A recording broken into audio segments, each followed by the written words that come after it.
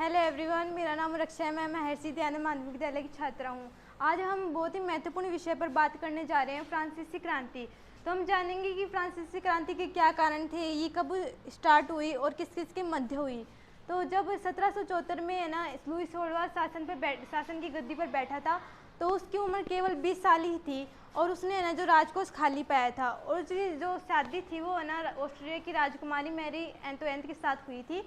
तो है ना जो उसका राजकोष खाली क्यों था कि जो पहले के राजा थे उन्होंने जैसे फिजूल खर्ची है और भी जैसे है ना राजा पर खर्च होते हैं, तो वो है ना उन पे चढ़ा दिए गए थे। उनका बहुत ही मतलब कर्ज हो चुका था उन पे।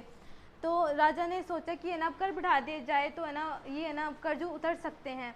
लेकिन कर बढ़ाने से कुछ भी नहीं हुआ, बल्कि वहाँ की जो जनसंख्या थी उनको 3 वर्गों में बांट रखा था, प्रथम वर्ग और द्वितीय वर्ग और तृतीय वर्ग। प्रथम वर्ग में आते थे पादरी वर्ग, जो चर्च के पुजारी थे वो पादरी वर्ग में आते थे। और द्वितीय वर्ग में आते थे कुलीन वर्ग, जो जैसे राजा है, सामंत है, ये आते थे। और तृतीय वर्ग में आते थे जैसे जन सामान्य लोग हैं, किसान हैं, छोटे किसान हैं, कारीगर है, मजदूर है, ये सभी आते थे। जो प्रथम और द्वितीय वर्ग के लोग थे वो कर लेते थे उनसे, जो तृतीय वर्ग के लोग थे उनसे कर लेते थे, तो उन पर कर बढ़ा दिया गया। तो है ना उनको खाने पीने की, कर बढ़ाने की वजह से खाने पीने की भी इतनी किल्लत आ गई, वो है ना वस्तु खरीद नहीं सकते थे, तो है ना उन कर बढ़ा दिए गए। तो राजा ने सोचा कि है ना अगर मैं ना बहुत सालों से संसद नहीं बुलाई गई शासकों के द्वारा, जो पीछे शासक हुए थे उन्हें संसद नहीं बुलाई, तो जनता सोचती थी ये राजा तो निरंकुश है, अपनी सत्ता पर ध्यान नहीं देता है। तो उसने सोचा कि है ना अब संसद बुला लूँगा तो जनता ऐसे सोचेगी कि है ना हाँ ये राजा निरंकुश नहीं है और अपने सत्ता पर ध्यान देता है। तो उसने सबसे बड़ी गलती यही की थी कि उसने संसद बुला ली। संसद बुलाने के बाद क्या हुआ कि जो प्रथम वर्ग के लोग थे उनको एक तरफ बिठा दिया गया और जो द्वितीय वर्ग के लोग थे उनको एक तरफ बिठा दिया गया। लेकिन जो है ना तृतीय वर्ग के लोग थे उनको दृश्यक दीर्घा में खड़ा कर दिया गया, उनको बैठने की अनुमति नहीं दी गई। तो वो बहुत ही क्रोधित हो गए और उन्होंने एक बात कही कि है ना पहले क्या होता था कि जो प्रथम और द्वितीय वर्ग के लोग थे, तीनों वर्गों से एक एक वोट जाता था सभी का, और जो उनकी जनसंख्या दी जो चयनित करके आती थी वो प्रथम वर्ग में थी 300 और द्वितीय में भी 300 थी। लेकिन जो तृतीय वर्ग के लोग थे वो 600 थे, संसद में आते थे वो। उन्होंने बोला प्रत्येक व्यक्ति का एक ना अलग अलग से वोट जाएगा।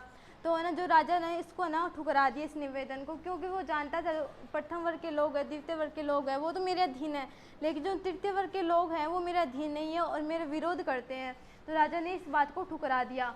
तो है ना जो जन सामान्य लोग थे, तृतीय वर्ग के लोग, उन्होंने क्रांति शुरू कर दी। क्रांति के बहुत ही मतलब छोटी से बड़ी होती गई।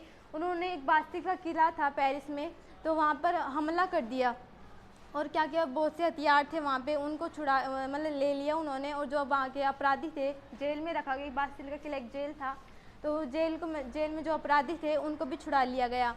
तो फिर ये क्रांति बढ़ती गई। जैसे ही है ना फिर उन्होंने बताया कि है ना हम तो अपनी एक अलग संसद बनाएंगे, उसका नेशनल असेंबली नाम देंगे। तो उन्हें जो जन सामान्य लोग थे उन्होंने ना अपनी एक है ना अलग संसद बना ली और राजा से कह दिया कि ना अब तो है ना मतलब तू मतलब राजा को कह दिया आप जब तक हमारे अधीन नहीं होगे, हमारे नियमों का पालन नहीं करोगे, हम इस संसद को नहीं तोड़ेंगे। तो राजा ने उस समय हस्ताक्षर तो कर दिए इस पर कि हाँ मैं तुम्हारे अधीन रहूँगा, तुम्हारे पूर्व जो नियम है उनका पालन करूँगा। लेकिन वो ना जो दूसरे राजा थे उनसे गुप्त बात कर रहा था। तो ये क्रांति शुरू हुई थी 14 जुलाई 1789। तो ये क्रांति बहुत ही बढ़ गई थी। अंत है आज के लिए इतना ही, धन्यवाद।